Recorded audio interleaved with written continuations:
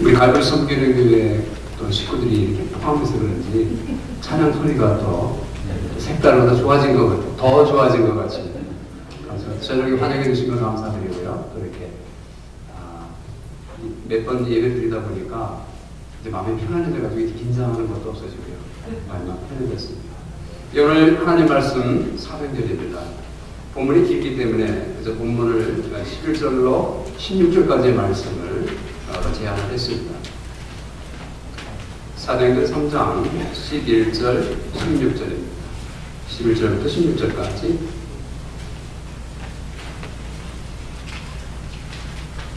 같이 교독해서 읽으면서 내용을 한번 파악하시고 본문의 말씀 속에서 오늘 나타나신 하나님이나 예수님의 모습 또 인물을 통해서 교훈해 주시는 말씀이 무엇일까 오늘 생각하며 말씀을 보겠습니다. 제가 먼저 11절을 읽겠습니다. 나은 사람이 베드로와 요한을 붙잡으니 모든 백성이 크게 놀라며 달려나아가 솔로몬의 행각이라 불리는 행각에 모이거늘 베드로와 요한이 이스라엘 사람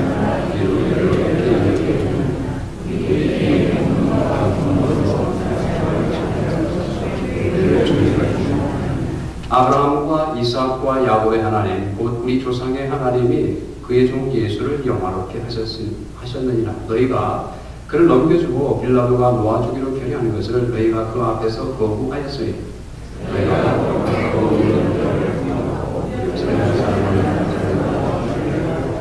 생명의 주를 죽였도다. 그러나 하나님의 죽은 자 가운데서 그를 살리셨으니 우리가 이에 증인이라. 그 이름을 믿음으로 그 이름이 너희가 보고하는 이 사람을 승하게 하였나니 예수로 말미암아 난 믿음이 너의 모든 사람 앞에서 이같이 완전히 낫게 하였느니라. 아멘. 한국에서 좀 유명한 인물 같습니다. 저는 뭐 낯설지만 그러나 조서환 직급이 부사장인데요. KI라고 하는 회사에 부사장이면서 아주 탁월한 CEO로 알려져 있는 분입니다. 이분의 지금까지의 일대기를 보게 되면 23살 나이에 장군이 되고자 하는 꿈을 꾸며 육군사관학교를 졸업해서 소위군관을 합니다. 그런데 애석하게도 수류탄 훈련을 하다가 잘못돼서 한쪽 팔을 잃어버렸습니다. 그래 어떻게 합니까? 그래서 이제 병원에 입원하게 됐는데 그때 마침 사귀는 여자친구가 있었습니다. 근데 자기가 팔을 하나 잃었으니 이 소식을 전할 수가 없었죠. 용기가 없었습니다. 그러다가 하도 보고 싶어서 이제 몇 주 후에 연락을 했더니 허겁지겁 여자친구가 찾아왔습니다. 그때 얼굴을 보고 물었습니다. 아직 나를 사랑하나? 물었습니다. 나 아직 사랑해. 그때 이 여자친구가 아무 말 없이 고개를 끄덕끄덕하면서 사랑한다 그렇게 표현을 했죠. 그리고서는 열심히 병간호를 했습니다. 그런데 며칠이 지나지 않아서 여자친구의 아버지가 나타난 것입니다. 그러면서 씩씩거리면서 딸의 손목을 탁 쥐더니 너 저놈 아내 할 거야? 아니면 아빠 딸 할 거야? 선택해. 그렇게 말하는 겁니다. 그때 이 여자친구가 정색을 하면서 아빠 죄송하지만 그런 일은 없겠지만 아빠 만일 엄마가 아빠에게 이런 일이 있을 때에 엄마가 이혼을 해달라고 그러는 게 좋겠어요. 아니면 내가 당신을 사랑하는 것은 당신의 팔이 아니라 당신 자신입니다 라고 말하고 곁에 있기를 원하시겠어요? 딸이 이 말을 하니 아버지가 할 말이 없지 않습니까? 아버지는 나가버렸습니다. 그때 조성환이라고 하는 사람이 결심했습니다. 그래, 나는 이 여자를 위해서 인생을 걸겠다. 이 여자의 행복을 위해서 나는 삶을 살겠다. 죽기로 결심을 하고 그래서 삶의 목표를 그 여자로 정했습니다. 근데 그 뒤틀력이 얼마나 생기는지 살은 다쳤지만 이제 편입학을 하려고 준비를 하는데 책을 읽으면 3번만 읽으면 그냥 암기가 되는 거예요. 머리도 타고났겠지만 목적과 의욕이 생기니까, 그리고 이 한 여자의 행복을 위해 바치겠다고 하니 그 열정에 사로잡힌 이 몸이 막 일을 하는 거예요. 그래서 최선의 삶을 살면서 결국 자신은 세상에 성공했다는 고백을 얻게 됐습니다. 35세 자신의 꿈을 이루었습니다. 아내의 삶을 평안케 하고 만족케 하는 삶의 꿈을 이루었습니다. 그 남은 생애는 한국을 전체를 마케팅하겠다는 게 자기의 꿈입니다. 이분은 그리스도인이 아니기 때문에 세상적인 입장에서 그런 고백을 했습니다만은 그 아버지의 마음이 나쁜 것은 아니죠. 아버지의 마음 충분히 이해할 수 있고 장애인으로 살아간다는 것은 쉬운 일이 아닙니다. 오늘 바로 그 장애인의 이야기인데요. 태어날 때부터 2 다리를 쓸 수 없는 안진뱅이가 등장합니다. 2000년 전에, 지금 요즘도 그런데 2000년 전에는 장애인으로 태어난다고 하는 것은 인간 얘기를 포기한 것과 같습니다. 왜냐하면 그때 삶의 수단은 육신을 움직여 사는 것이 삶의 현실이었습니다. 몸을 움직이지 못한다는 것은 인간 무시를 할 수 없는 것입니다. 그때는 머리가 좋아도 소용없고 건강해야 사는 시대인데, 그는 얼마나 불행한 인생이겠습니까? 하나님의 은총으로부터 버림받은 존재라고 생각했을 것입니다. 그리고 또 그는 성전 문 앞에 거지로서 구걸을 할 수 있지만 그 몸을 가지고 성전에 들어갈 수가 없는 것이죠. 하나님으로부터 저주받은 인생, 사람들로부터 버림받은 인생으로 취급받는 그러한 운명이었던 것이죠. 오늘 사람이 오늘 아침 성전 앞에서 어떤 낯선 사람을 만나게 되는데 베드로와 요한이었습니다. 동네 깡패들에게 매수가 돼서 앵벌이를 나선 건지, 아니면 자기를 사랑하는 가족과 친지들의 헌신 속에 도움을 받아서 매일 아침 저녁으로 출퇴근을 하는지는 알 수 없지만 얼마나 즐겁지 않은 인생이었겠습니까? 그 사람을 지나가던 베드로와 요한, 자기는 알지 못하는 사람이지만 돈이나 얻을까 하고 바라봤던 그 사람이 큰 소리로 이 베드로가 말합니다. 그를 주목하여 봅니다. 우리를 보라. 내게 은과 금은 없지만 내게 있는 이것을 너에게 주는데 예수 그리스도의 이름으로 명하노니 걸으라. 명령하는 것입니다. 놀랍게도 그 말을 듣는 순간 뭔가 다리에 힘을 느끼게 되는 것입니다.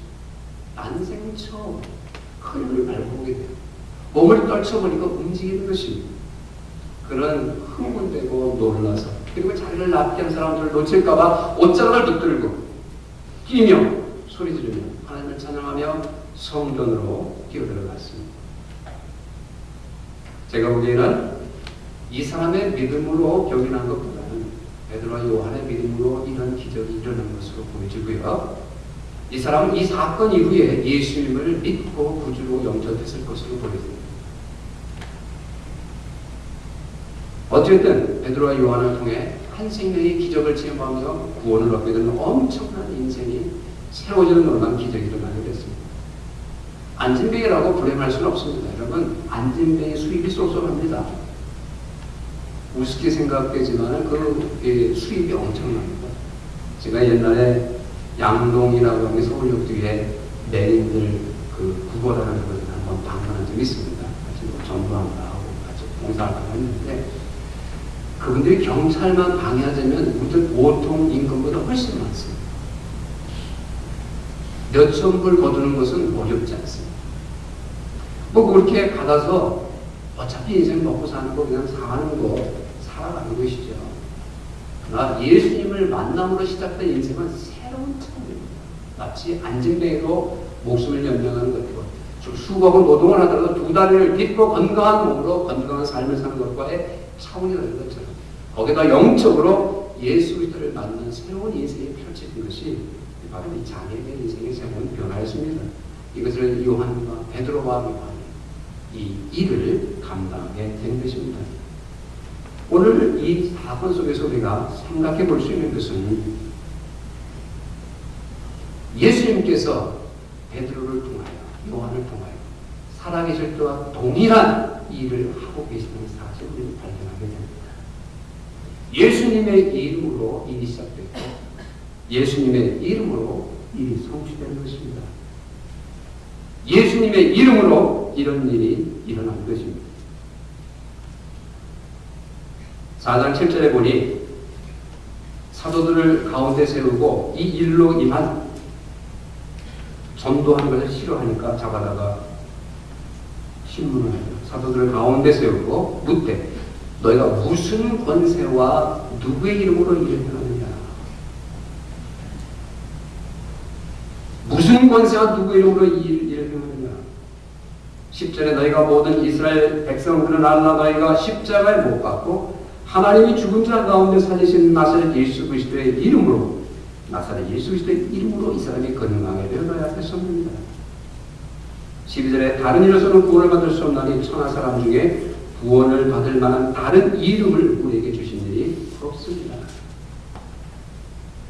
예수님의 이름이 이 일을 가능케 한 것입니다. 예수님이 이 일을 행하신 것입니다.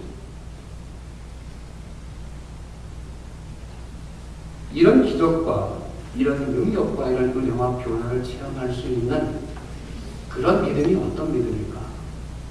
여러분, 무조건 금식하고 기도한다고 되는 게 아닙니다.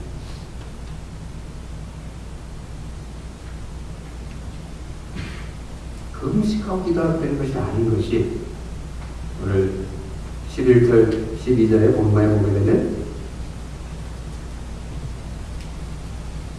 12절 베드로가 이것을 보고 백성에게 말하되 이스라엘 사람들아 이를 왜 놀랍게 여기느냐? 우리 개인의 권능과 경건으로 이 사람을 걷게 한 것처럼 왜 우리를 주목하느냐?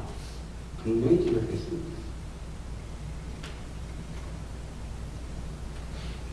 이것은 개인의 경건과 권능으로 되어진 것이 아니고요. 예수님의 이름으로 되어진 것입니다. 그럼 예수님의 이름으로 되어진다는 말의 의미는 무엇일까? 능력의 출발은 예수님입니다. 능력을 일으키는 분도 예수님입니다. 우리에게 능력이 없습니다. 능력을 일으킬 능력도 우리에게 능력이 나갈 것도 없습니다. 능력과 우리는 아무 관계가 없는 것입니다. 우리가 있는 그 자리에 베드로가 서 있는 그 자리에서 하나님이 역사해 주신 것이지 베드로로부터 무엇이 나가는 게 아니라고 하는 것입니다.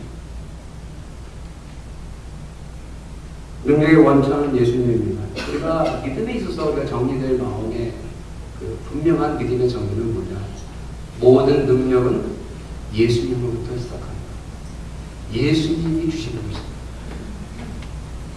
지난번 우리 설교에 우리 이명 목사님 모든 패스워드가 예수님이라고 모두 동일한 의미의 말씀을 드립니다. 나의 데빗 은행 카드가 있다고 할 때에 패스워드와 함께 누구에게 그것을 주면 그 사람은 내가 밸런스에 있는 것만큼 마음으로 쓸 수 있습니다. 그건 내 돈입니다.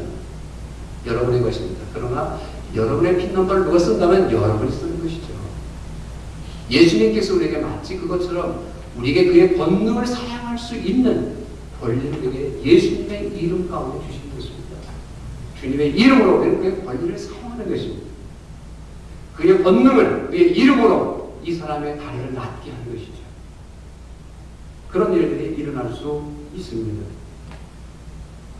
그러므로 믿음이라고 하는 것은 다짜고짜로 무조건 간구하고 기도하고 몸부림친다 하는 그런 차원에서보다도 하나님만을 바라보고 하나님만을 인정하는 것입니다. 하나님 외에는 할 수 없습니다. 하나님 외에는 변화시킬 수 없습니다. 하나님 외에는 이루어질 수 없습니다. 나는 분명히 너무나 그 고백이 간절하기 때문에 나타난 결과가 기도인 것입니다. 기도라고 하는 것은 나는 아무것도 할 수 없다는 인격적인 참신함의 고백입니다. 하나님만이 하시냐.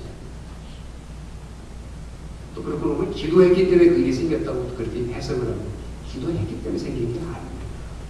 기도는 내가 할 수 없다고 고백하는 것입니다. 기도를 해야죠.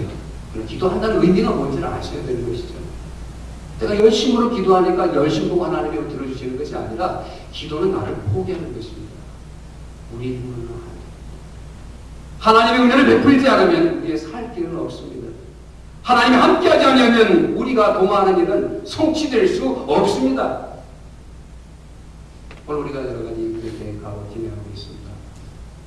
여기서 가장 중요한 사실은 하나님이 우리의 생각과 뜻을 도우셔야 합니다. 이게 없이는 될 수 없습니다. 우리의 머리로, 우리의 타협함으로, 우리의 계산으로 안 됩니다. 그래서 우리는 기도해야 되는 것입니다.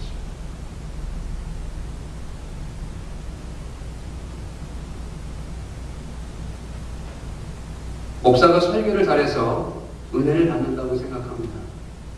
천만의 만만의 말씀입니다. 설교는 하나님 앞에서 그냥 선포하는 것이고, 사람도 선포된 하나님의 인간의 말씀을, 인간의 말 가운데 하나님의 말씀으로 믿음으로 받아들이는 것입니다. 하나님의 이름으로 선포하고 하나님의 이름으로 받습니다. 그러나 말씀을 깨닫게 하는 것은 오직 하나님의 영입니다. 주님의 능력과 은혜가 아니면 절대 말씀을 깨달을 수 없습니다. 깨닫게 하는 것은 하나님, 은혜 받게 하는 것은 하나님입니다. 이 참믿음이 없다면 어디에서나 은혜 받을 수는 없습니다. 귀로 즐길 수는 있겠죠. 깨달음은 없는 것입니다. 말 잘한다는 얘기는 있을 수 있죠. 깨달음은 없습니다. 눈물을 흘릴 수 있죠. 깨달음은 없습니다. 감동은 있을 수 있죠. 깨달음은 없습니다. 깨달음은 알게 되는 것입니다. 영적으로 유치게 되는 것입니다.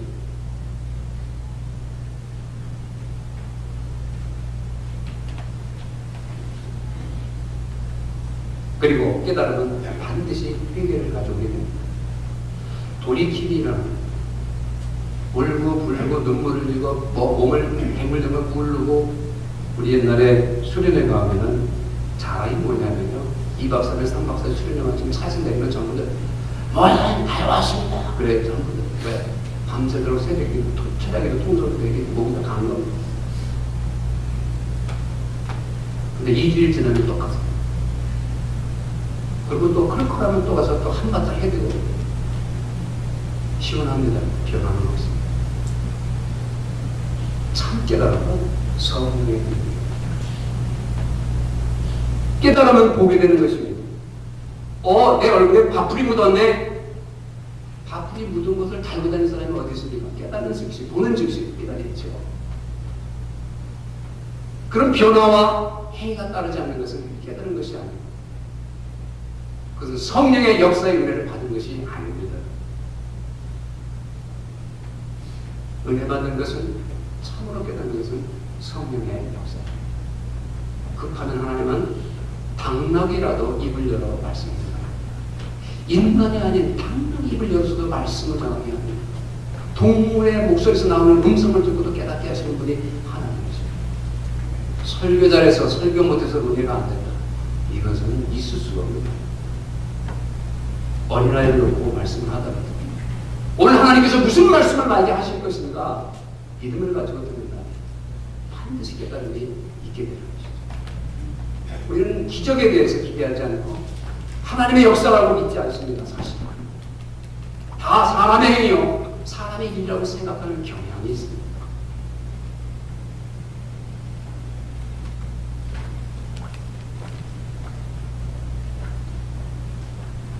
예수님이 누구신 줄 알면 주님께로 달려가지 않을 수 없습니다.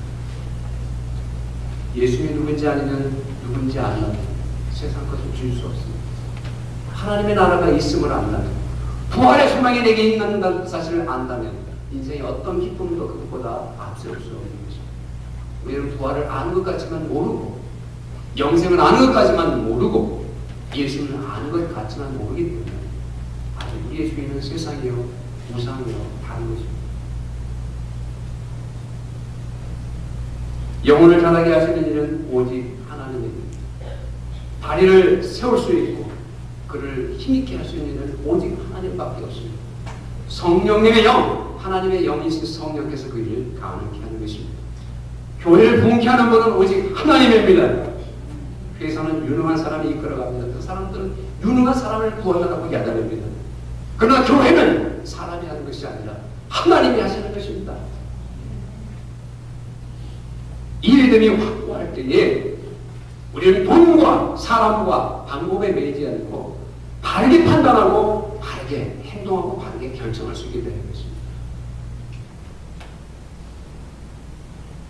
교회가 부흥이 안 되니까 제일 먼저 나오는 이야기가 목사 탓이다. 너 나가라. 목사를 바꾸면 되겠습니까? 그러면 부흥이 되겠습니까? 그리고 교회를 우리가 통합하는 과정에서 인간의 계산과 인간의 일로 계산하면 안 돼요. 1 더하기 2니 하나보다는 낫지 않겠냐. 물론 그것도 사실이 현실적으로는 인정할 수밖에 없는 사실이지만 그 가운데도 중요한 것이 있습니다. 하나님이 우리와 함께 하셔야 된다는 것입니다. 이 하나님이 함께 하시고 하나님의 능력을 무시하게 되면 인간적인 대화가 오가고 인간적인 계산이 오고 거기에 갈등이 생기고 계산이 생기고 거기에 생기는 영적인 목적이 이루어질 수가 없습니다. 예수님의 이름으로 이루어진 일은 권능이 예수님으로부터 왔다는 사실을 인정하는 믿음으로 그 일이 가능한 것이요. 또 한 가지 생각해 볼 수 있는 것은 베드로를 통하여 예수님이 일하신 것입니다. 베드로와 요한을 통하여 하나님이 일하신 것입니다. 하나님이 할 일을 베드로가 대신하는 것입니다. 예수님을 대신하여 일하는 것. 우리 하나님은 우리들을 통하여, 교회를 통하여, 나를 통하여 일하시고 말씀하십니다. 교회는 우리가 포함된 우리 모두의 모임입니다. 교회 결정은 나의 결정에 포함되어 있는 것이죠. 그렇게 넓게 이용한다면 예수님께 주신 권한을 예수님의 이름으로 행사하는 것, 그것이 우리의 일입니다. 교회가 예수님의 이름으로 용서를 행합니다. 그러면 예수님께서 용서하신 것입니다. 그 일. 교회가 예수님의 이름으로 세례를 줍니다. 그것은 예수님께서 세례를 베푸신 것입니다. 예수님께 세례 받았다고 믿으셔야 합니다. 예수님은 그렇게 일하시니까. 교회가 예수님의 이름으로 직분을 줍니다. 그럼 예수님께서 직분을 허락하신 것입니다. 예수님이 명령하신 것입니다. 지난 짧지 않은 교회 사역을 보면 다 저의 부족이고 우리의 부족이지만 직분만 임명해 놓으면 나라요. 직분 임명에 대한 어떤 그 경외감과 하나님의 부르심에 대한 책임을 느끼지를 못해요. 교회를 무시하는 것이요. 그건 하나님을 믿지 않는 것입니다. 다른 사람은 나갈 수 있어도 직분자는 자리를 지켜야 합니다. 그것이 직분이기 때문에 우습게 여깁니다. 내가 무엇인가를 행하고 있는 것은 예수님을 대신하는 것입니다. 위로를 하고 권면을 하고 사랑을 전하는 것은 내 것을 가지고 내가 맡기신 것 가지고 하나님께서 하라 하신 일 내가 섬기는 것이고 준행하는 것입니다. 저의 평생 목회자리의 삶이 너무 그렇습니다. 우리 모두의 삶이 그렇지만 하나님의 손길을 누리며 사는 것이 인생이 아니겠습니까? 저희들 인생이. 그래서 지난 주간에도 위로를 받았습니다. 어떤 분이 카드를 보내오시고 거기다 메시지를 적어주셨고 위로의 말씀이었습니다. 힘내시라.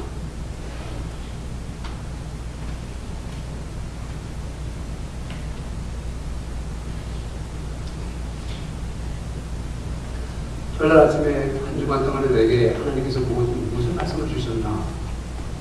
그건 솔직히 좀 말씀드리지만 죄송합니다. 말씀을 보면 대략적인 의미로 파악되지 정말 핀으로 찌듯이 가슴에 팍 찌르는 와닿는 말씀이 좀 힘들더라고요. 그냥 대략적인 교훈을 통해서 이렇게 적용이 되겠구나 하는 말씀을 받았습니다. 오늘 한 주간 동안에 무슨 말씀을 주셨나? 근데 그 카드 생각이 났습니다. 카드에 기록된 말씀이 하나님이 저에게 주신 메시지였습니다. 하나님은 성도들의 손길을 통해 우리 서로의 손길과 말을 통해 하나님의 메시지를 전하시고 그 일들을 하시는 것입니다. 예수님이 직접 하실 수 있는 일을 베드로를 통해 그 환자를 그 장애인을 일으켰던 것처럼 베드로의 목소리를 통해서 베드로의 손길을 통해 일을 이루는 것처럼 오늘 우리의 손길을 통해 하나님의 일들은 이루어지게 되는 것입니다. 그러므로 성도와의 만남은 예수님과의 만남입니다. 저는 이것을 늘 제 목회 철학 가운데 연구해서 늘 그렇게 생각합니다. 여러분 하나님이 그렇게 어려우시죠? 마음에 좀 갈증이 생기시죠? 그럼 믿음의 사람들과 만나서 교제하십시오. 그럼 마음의 체험이 얻어집니다. 위로가 됩니다. 그것이 하나님 만나주시는 방법이에요. 그래서 교회는 은혜의 수단입니다. 교회 성례가 있죠. 은혜받는 수단, 말씀, 기도, 교회입니다. 성례입니다. 마음이 그렇거라고 지치고 어려울 때 어떻게 해야 되겠습니까? 기도하시고 말씀 보십시오. 그리고 믿고 신실한 형제자매를 초청하십시오. 그리고 대화하고 교제하십시오. 여러분이 힘을 얻게 될 것입니다. 그래서 교회가 필요한 것입니다. 그래서 교회 없이는 신앙생활이 불가능한 겁니다. 제가 언제 그런 힘을 받느냐? 목요 기도회 때 힘을 받았어요. 많이 나오진 않죠. 그분들도 마찬가지죠. 일주일에 언제 힘을 받느냐? 그때입니다. 뭐 다른 거 없습니다. 말씀 나누고 교제하고 건강도 기쁨이 있습니다. 마음에 힘이 나옵니다. 그래서 우리는 서로가 예수님이에요. 만남이 없이는 역사가 없습니다. 그래서 교회가 부흥하려면 꼭 일반적인 얘기로 우리 지역교회 가지고 구역 예배가 활발하게 돼야 됩니다. 그래서 거기서 뭐 목사 형이랑 모이지 마시고 말씀 보시고 은혜 받는 말씀 나누고 교제하고 경험하십시오. 하나님이 그들을 통해서 나를 만나주시는 시간입니다. 여러분이 말하면은 그 말이 주님의 말로 그에게 전달되는 것입니다. 그러니까 이 손은 목소리로 예수의 손입니다. 내 말은 예수의 말씀이에요. 내가 어깨를 손 놓고 격려할 때 주님이 그를 맡겨주시는 것이죠. 내가 그 사명을 가지고 그 일을 맡은 것입니다. 그래서 우리가 집에서 어디서 일하실 때 내가 주님이다. 내 안에 주님이 계시다. 그러나 주님은 나를 통해 뭔가 하는 원하신다는 생각을 항상 가지셔야 됩니다. 그 의식과 그 사명이 우리 인생을 복되게 하고 즐겁게 하고 행복하게 하는 것입니다. 성도의 삶. 그게 우리의 보람입니다. 하루 새끼 돼지처럼 먹고 밤낮 화장실에 왔다 갔다 이제 그러다 종칠 겁니까? 그렇다고 우리가 주님의 영광된 인생을 산다고 해서 성교섭 당장 갈 겁니까? 인생이 새로워지는 것이 아닙니다. 이 사람은 두 다리를 걷고 뛰게 된 것이에요. 그랬더니 새로운 인생이 펼쳐진 겁니다.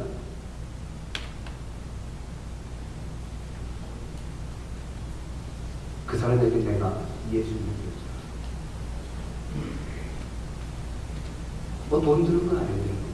말하기가 그 사람이 영어로 막 살기도 하고 죽이기도 하거든요. 목사랑만 똑같습니다. 지체는 누가 한마디 자기는 생각도 없이 한 얘기일 거예요. 힘내세요. 주님이 함께 하세요. 이 말이 가슴을 때리는 겁니다. 성도와의 만남은 예수님과의 만남. 그것이 예수님의 이름으로 이루어지는 일가로에 나타나는 것이죠.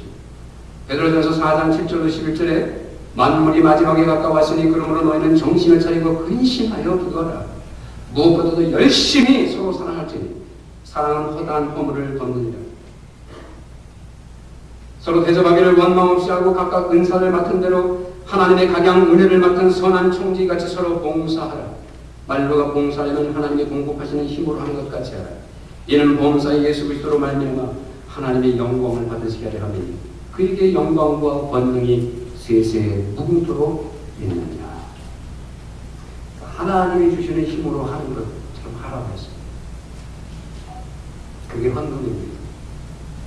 친구를 여러분이 커피 한잔 사셨습니까? 그걸 위로하기 위하여 하나님께 헌금을 드린 겁니다. 그걸 내 것으로 한 것을 하지 않고 주님의 것 주님께 드립니다 하시는 거예요. 내 말로 하지 말고 주님이 하시는 말처럼 하라는 거예요. 그리고 또 한 번 생각해 볼 수 있는 것은 예수님의 이름으로 하는 이 역사 속에서 예수님의 시선을 받는다는 것입니다. 같은 의미일 수 있겠지만 주님의 눈으로 바라보는 안목이 필요합니다. 주목하여 보았습니다. 베드로와 요한이 뭐라고 왔겠습니까? 부활하신 예수 그리스도를 증거하기 위해 왔습니다. 증거하려고 할 때에 어떻게 하면 좋을까를 생각했을 것입니다. 성령의 강한 감동이 왔습니다. 그런 감동에 따라 그 사람을 주목했습니다. 그리고 마음에 믿음의 감동이 와서 그에게 주님의 이름으로 명령하는 것이죠. 주님의 시선과 마음의 충동, 이것이 지혜를 가져오고 하나님의 일을 감당할 수 있는 용기를 가져오게 되는 것이죠. 누군가를 돕는 것, 하나님의 일을 하는 것은 돈 있는 사람이 하는 것이 아니라 예수님을 모시고 예수님의 거룩한 부담을 마음에 느끼는 사람을 통해 일이 되는 것이죠.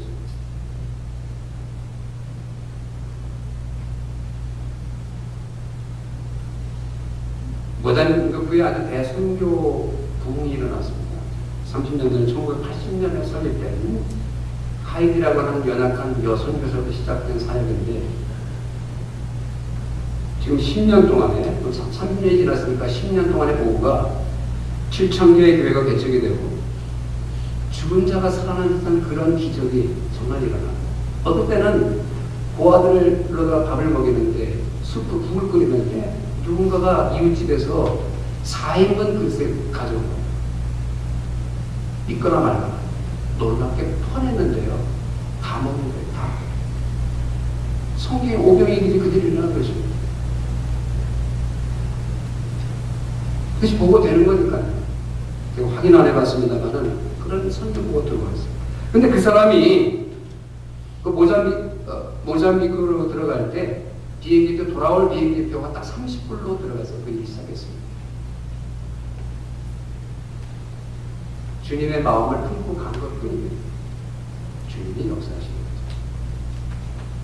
아들 로베르토가 있습니다. 양자입니다. 얼마나 속을 새는지 이 아이가. 그러나 지금은 커서 양어머니, 양아버지의 아주 훌륭한 조력자로서 사회를 감당하고 있는데 하루는 앞을 못 보는 아들과 엄마를 보게 됐어요. 이 로베르토 아들이 온몸이 피부병으로 덮쳤습니다. 거기다 앞도 볼 수 없습니다. 그 아이를 보니 너무 불쌍한 거예요. 그래서 기도했습니다. 하나님, 저는 지금껏 많은 걸 보고 살아왔습니다. 저는 볼 만큼 보았으니 이 아이의 눈과 제 눈을 바꿔 주십시오. 그렇게 기도를 했어요. 그때 마음에 성령의 감동과 마음의 소리가 하나님의 음성같이 깨달아지는 게 있습니다. 네가 걔한테 줄 게 없다. 내가 이래만 지내노라. 난 그런 감동을 받고 어느 날 며칠 후에 몇 날 후에 그를 봤는데 그가 눈을 뜨고 있더라는 것이 그 아이가. 우리가 무슨 돈을 내놓고 무슨 하라는 게 아닙니다. 그러다 중요한 주님의 마음을 품는 게 중요하죠. 주님의 시선으로 바라보는 게 중요하죠. 어떻게 도울까? 어떻게 위로할까? 어떻게 격려할까? 어떻게 저 사람의 마음을 좀 즐겁게 해줄까? 거기서부터 예수님의 이름으로 일어나는 역사의 기적이 시작되는 것입니다. 30년 전에 삼각산에서 집회를 마치고 돌아가는데 소나기가 내린 거예요. 집회를 끝나고. 물이 홍수가 됐습니다. 은혜를 받았습니다. 삼각산에서 막 부흥 집회하고 기도하고 난리가 납니다. 입신을 하고 충만한 걸 내려오고. 근데 앞에 물이 가로막혀 있는데 저 사람이 믿음으로 기도하고 건넜습니다. 강이 갔는데 얼마 후에 하류에서 시신으로 발견된 것이죠. 어느 목사님에게 드린 말씀은 제가 말씀을 드린 기억이 나는데 기도원에서 금식 기도를 하고 신비한 체험을 하고 소위 성령 충만했습니다. 내려와서는 목사님, 나는 믿음으로 열차를 세울 수 있습니다. 막 지나가는데 열차야 멈춰라! 멈췄겠습니까? 사람들 믿음을 오해하는 것이죠. 정신 통일했는지 자기 확신 정도 제 마음과 제 욕심과 자기의 꿈을 완전히 위해서 믿음이 아닙니다. 믿음은 예수 그리스도의 심정을 품는 것입니다. 그것을 축합니다. 기도 많이 못해도 좋습니다. 가난해도 좋습니다. 주님의 마음을 푸는 것이 믿음입니다. 예수 그리스도의 이름으로 일어나는 믿음의 역사 속에 가져야 될 것, 주님의 시선으로 바라보는 것입니다. 주님의 마음을 푸는 것입니다. 끝으로 한 가지 더 생각해 볼 수 있는 것은 예수 그리스도의 이름으로 일어나는 하나님의 능력의 본질은 무엇일까? 그 능력의 긍정적인 힘의 열매는 무엇이어야 될까? 죄의 자리를 차고 일어나게 하는 하나님의 능력이라는 것입니다. 이 사람은 나면서부터 안진뱅이였습니다. 나면서부터 안진뱅이였습니다. 걷고 싶었습니다. 헌신한 길다란 두 다리가 멀쩡히 서서 결혼도 하고 싶고 데이트도 하고 싶고 하고 싶은 일이 얼마나 많은지 모릅니다. 상상으로 마음으로 품습니다. 그러나 문제는 할 수 없다는 것입니다. 불가능하다는 것입니다.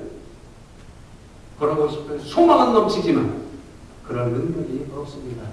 그것이 우리의 모습입니다. 사랑하고 싶습니다. 용서하고 싶습니다. 됩니까? 아닙니다. 그게 우리의 현실입니다. 그게 우리의 모습입니다. 그걸 인정하셔야 됩니다.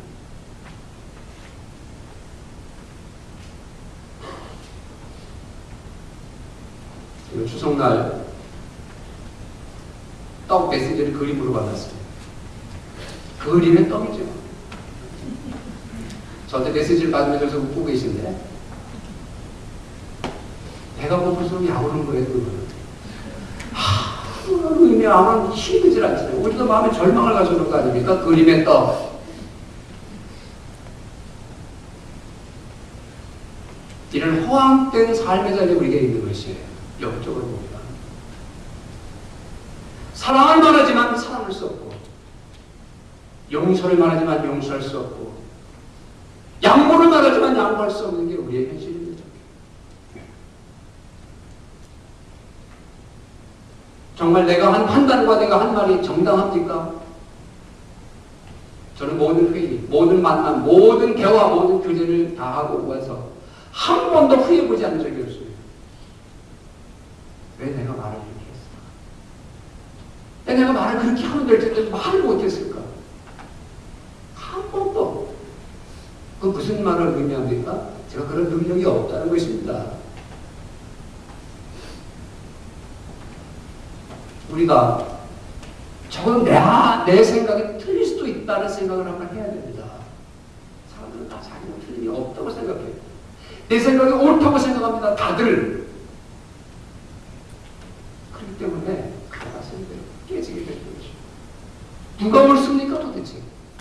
무엇이 옳은 것입니까? 내가 올바른 적이 한 번도 있었습니까? 사람은 안진병입니다. 설 수 없습니다. 내 생각이 들 수도 있다. 나는 안진병이다. 할 수 없다. 나의 현실을 온전히 인정하게 될 때에 비로소 우리가 서로를 인정하게 되고 용납할 수 있습니다. 우리는 다 잘못 결정하고 잘못 말합니다. 다만 하나님이 잘못되지 않도록 역사해 주시는 겁니다. 그동안 잘 지내오고 내가 똑똑해서 그런 건 아닙니다. 하나님 불쌍히 여겨주셔서 살려주신 것입니다. 잘못 결정한 것을 잘못되지 않도록 지켜주시고 복해 주신 것입니다. 여러분, 생각하고 몰랐죠? 우리 아내, 남편 괜찮던가요?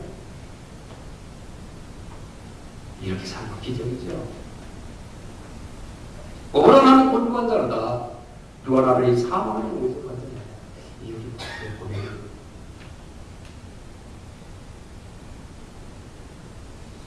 오늘 이 사람의 두 다리를 고쳐주신 것은 단순히 두 다리의 힘으로도 모델의 인생 살아보라고 한 것이 아니라 궁극적인 목표는 죄와 죽음에 사로잡혀서 잠자고 있는 영혼을 깨우치려는 것이었어요. 너의 영혼의 죄의 실상을 바라보고 회개하고 예수 앞에 나와 죄 용서를 받고 새로운 인생과 거룩한 삶으로 네 인생을 살아가라는 그 궁극적인 목표로 두 다리를 세워준 것이지, 이제 뭐 동경하지 말고 이제 미국으로 살다라고 자익해라. 그것 때문이었겠습니까?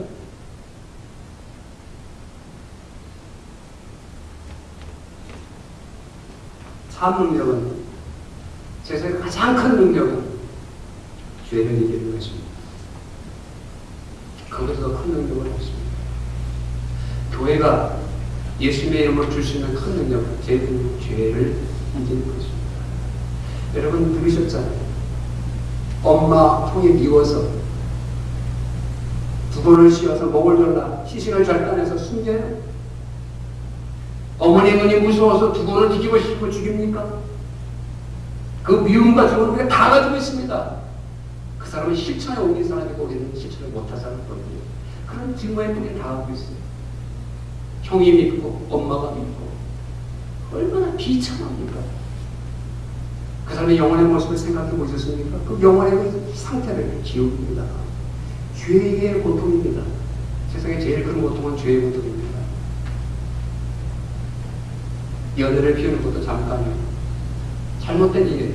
요의 검사는 왜 총장이가 무슨 개방신입니까? 그리고 그 영혼이 얼마나 고통스럽겠습니까? 돈이 많으면 뭐합니까? 마음이 지옥입니다. 죄의 고통이 최고의 고통입니다. 그 죄의 고통으로부터 해방시켜 죄의 올무로부터 벗어나게 하고 죄를 이길 수 있는 능력 누굽니까? 예수님의 것이에요. 예수님의 죄의 용서를 믿어야죠. 출애굽 사건은 대전쟁입니다. 이스라엘 백성을 끌어내기 위해 얼마나 무서운 전투를 벌입니까? 얼마나 무서운 대결을 합니까? 바로의 왕을 목을 쥐고 그를 굴복시키고 나서 탈출시키지 않습니다. 그러나 대포와 무슨 무기로 하는 것이 아니라 내 마지막에 뭐라 합니까? 6월절 어린 양의 피로 최후의 승리를 거둡니다. 예수의 십자가에 죽으십니다. 예수님이 십자가에 죽으신 고통을 깊이 묵상해요. 우리의 안타까움은 그 주님의 죽으심의 사랑과 능력을 모른다는 것이죠. 심장이 펑펑 뜁니다. 옆으로 창이 들어옵니다. 퍽 찍힙니다. 피가 흐릅니다. 심장이 뜁니다. 피가 부족하니까 이 심장이 더 뛰어들지 않겠어요. 땀이 흐릅니다. 그런 고통은 뒤로 하고 정신적으로 영적으로 하나님으로 버림받는 고통. 주님이 그런 고통으로 우리를 사셨고 우리를 용서하셨어요. 주님의 놀라운 사랑과 그 권능성이 용서가 틀린 무엇입니까? 용서받지 못할 죄가 무엇이 있습니까? 그 사랑과 은혜 가운데 우리 죄 있음을 확인합니다. 나의 자유와 내 행복을 회복하고 상대방을 용서하는 것 용납하고 예수님의 이름으로 용서를 선언합니다. 내 자신에 대해서 부족하고 능력없는 빌비라는 목사. 참 제자들 생각 불쌍합니다. 비참합니다. 어떻게? 그러나 주님의 사랑과 은혜로 소중하고 기쁘고 즐거워서 여러분 마찬가지일 거예요. 용서를 선포하면요, 분노와 원한과 복수와 편견과 뒤틀림과 깨어짐이 사라지게 됩니다. 이것이 죄의 본이거든요. 자기 어머니를 죽인 그 아이의 마음, 그 젊은이의 마음속에 있는 게 무엇입니까? 편견, 뒤틀림, 깨어짐, 분노 아닙니까? 주인의 보혈이 있었다면 그것을 다 사용했을 것입니다. 그 저주스러운 지옥에 빠지지 않게 되었을 것입니다. 오늘 예수님의 이름으로 일어나는 이 사역과 역사, 예수님은 오늘도 살아계십니다. 부활의 영으로 성령으로 우리 가운데 함께하시고 그는 살아계십니다. 그러니까 예수님의 이름으로 베드로처럼 은과 금은 없습니다. 예수님의 이름으로 당신을 위로합니다. 당신을 격려합니다. 당신을 축복합니다. 그리고 주님의 이름으로 당신을 용서합니다. 이것이 우리 교회가 감당할 사명입니다. 우리가 이를 위해서 교회라고 그러면 자기는 빠지고 뉴비전 교회는 꼭 그래. 자기가 뉴비전 교회에서 운동해서 우리 교회는 왜 이래? 자기가 그 교회에서 보냈어. 우리가 이 사명을 살때 우리 교회가 이렇게 되는 것입니다. 돌아오는 많은 구원받는 영혼들이 있게 될 줄로 믿습니다.